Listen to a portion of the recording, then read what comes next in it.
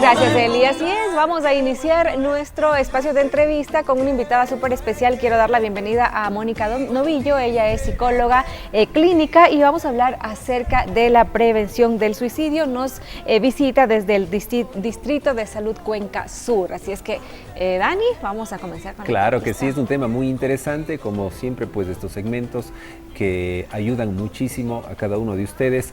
Y ahora también que se vienen las vacaciones, puede suceder algún temita con los hijos, con los pequeños de la casa, tal vez ciertas notas que no han podido cumplir, y eso puede llevar a que caigan en algún tipo de depresión. Así que para hablar un poquito más del tema, tenemos a la doctora Mónica. Muchísimas gracias por visitarnos. Muchísimas gracias a ustedes por la invitación desde el Distrito de Salud Cuenca Sur, pues de la doctora Roxana Moscoso, un agradecimiento sincero por este espacio para poder hacer que los ciudadanos, los cuencanos, podamos conocer un poquito más de estos temas y lo que hace el Ministerio de Salud Pública y el Distrito de Salud.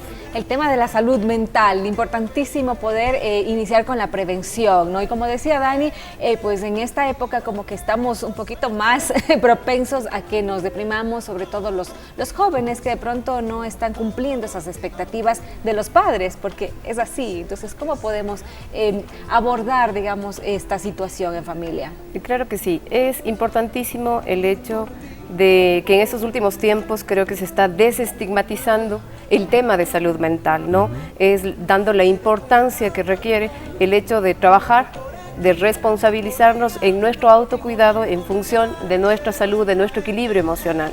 Es importantísimo que como padres podamos identificar aspectos elementales como el autoconcepto, el autoestima de nuestros niños. ¿Cómo fortalecemos eso?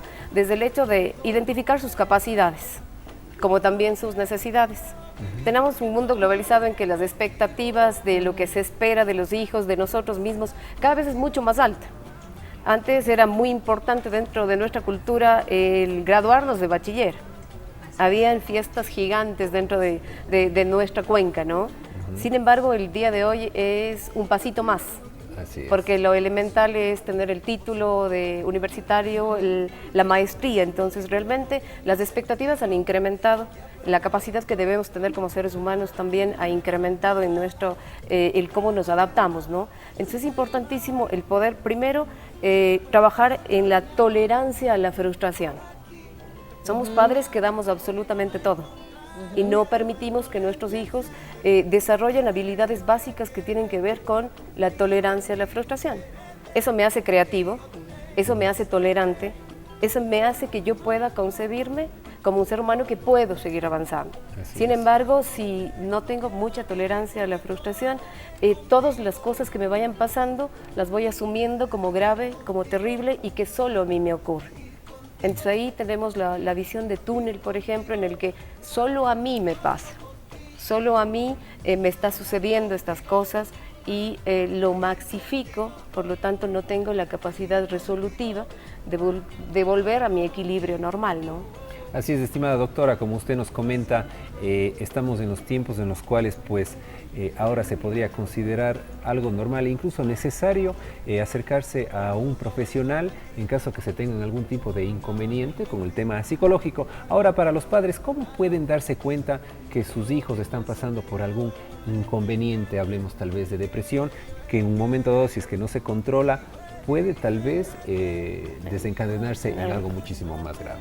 Claro, es importantísimo que como papás aprendamos a ver a nuestros hijos. ¿Qué significa eso, no?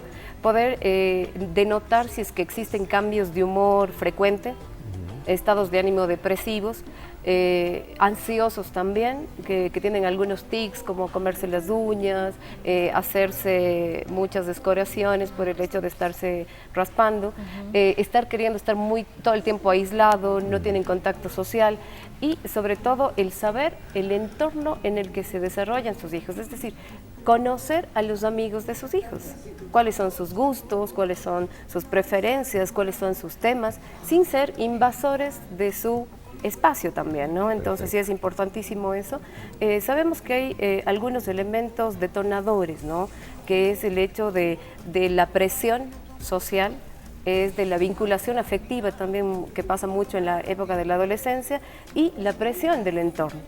Elementos como consumo de alcohol también, enfermedades que ya se vienen arrastrando como trastornos de ansiedad, situaciones de estado de ánimo, depresión.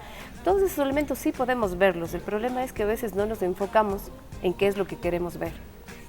A veces vemos y queremos que nuestros hijos hagan lo que está como establecido que deberían hacer, que pasen bien, que no tengan problemas de notas. O sea, cada acción, cada conducta que ellos tengan nos están diciendo algo. Es muy común, por ejemplo, en adolescentes, el hecho de que hagan los cutting, que se llaman, ¿no? Que es cortes de diferente profundidad.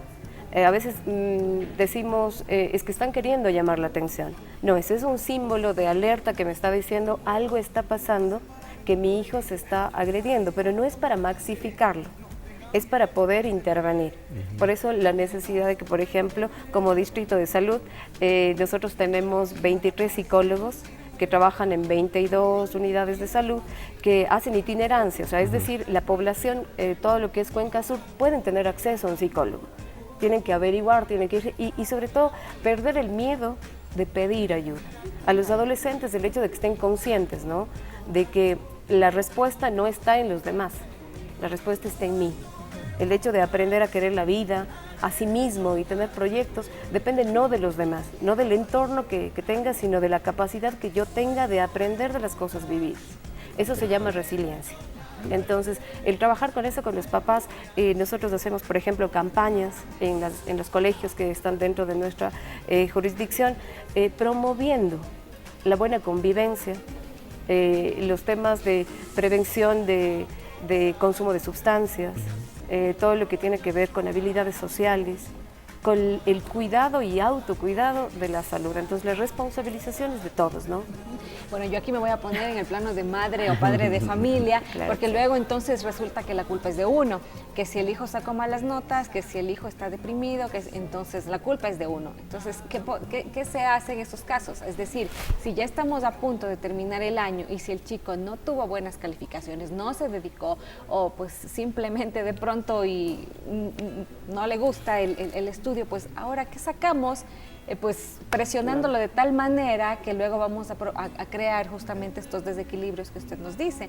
Entonces, yo creo que ahí viene la tarea desde el inicio, ¿no? Estar siempre con ese acompañamiento hacia los hijos. Sí, es importantísimo que también veamos cuál ha sido nuestro rol como papás.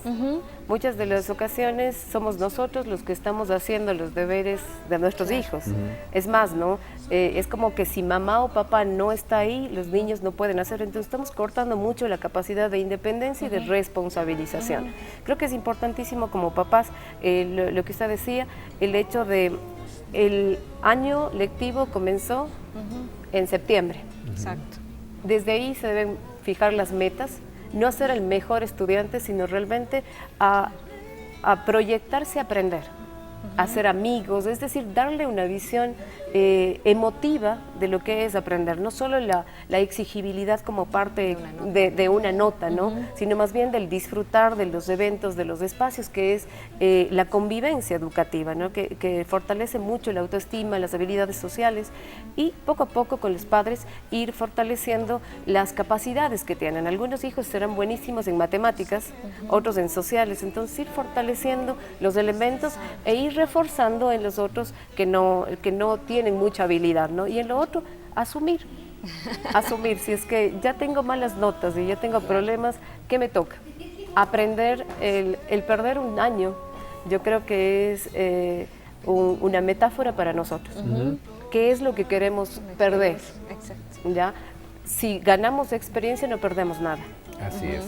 Si es que nosotros nos frustramos y consideramos que somos peores por haber perdido, ahí lo habremos perdido. ¿Verdad que puede ser como un sacudón para el alumno? No que el papá vaya a estar rogando al profesor que le suba las notas. Oiga, si el chico no se dedicó, si usted ya hizo su parte, si no ha sido un padre ausente, entonces, bueno, es cuestión del chico, entonces tal vez de esto le va a golpear al chico y ya, pues perdió un año, pero al siguiente, mira, va. Y que asuma su responsabilidad, Exacto. ¿no? La responsabilidad es no estar en contacto con los amigos del colegio, el sentir la frustración, el también aceptar que yo fallé, que no fui disciplinado, que no presenté las cosas a tiempo, que los dejé. Entonces, es un aprendizaje, pero depende mucho cómo el contexto familiar pueda aportar para ese aprendizaje.